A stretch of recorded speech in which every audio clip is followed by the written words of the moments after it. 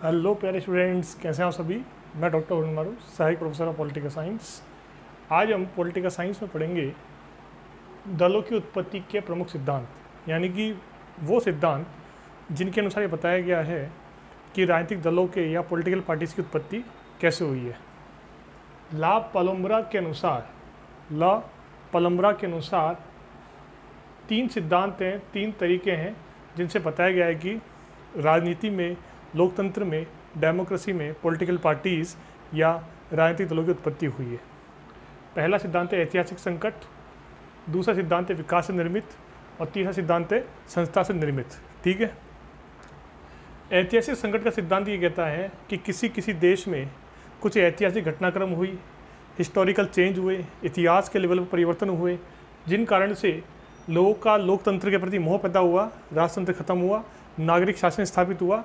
और जहाँ लोकतंत्र होता है, जहाँ नागरिक शासन होता है, वहाँ पे जन संप्रभुता होती है, चुनाव भी होते हैं, तो सरकार बनाने के लिए दल भी चाहिए, तो इसलिए दल की स्थापना हो गई। जैसे कि रूस में मार्क्सवादी शासन आया था। रूस में पहले शासन किसका था? जार का शासन था। जार यानी कि निरंकुश तंत्र वाला शासन। लेकिन रूस में जब रूसी क्रांति हुई, उसके पश्चात रूस में मार्क्सवादी शासन आया और मार्क्सवादी पार्टी की स्थापना हुई। ठीक है। दूसरा है विकास से निर्मित, मतलब कि जब समाज और अर्थव्यवस्था का विकास होता है धीरे धीरे, तो फिर राजनीतिक दलों का भी जरूरत पड़ती है, क्योंकि राजनीतिक आधुनिकीकरण भी होता है और राजनीति का विकास भी होता है। और राजनीतिक विकास और राजनीतिक आधुनिकीकरण जब होता है तो उससे क्या होता है कि परंपरागत राजनीतिक संस्थाएं खत्म होती है और नवीन संस्थाएं आती है, तो इसी कारण से राजनीतिक दलों की उत्पत्ति होती है। तीसरा है संस्था से निर्मित, यानी कि जब राजनीतिक और लोकतांत्रिक संस्थाओं से दलों की उत्पत्ति होती है तो उसे बोलते हैं संस्था से निर्मित राजनीतिक दल। मतलब जैसे उदाहरण के लिए, जैसे ब्रिटेन है। ब्रिटेन विश्व का सबसे पुराना लोकतंत्र है, वहाँ की संसद सबसे पुरानी संसद है ब्रिटेन की। ठीक है।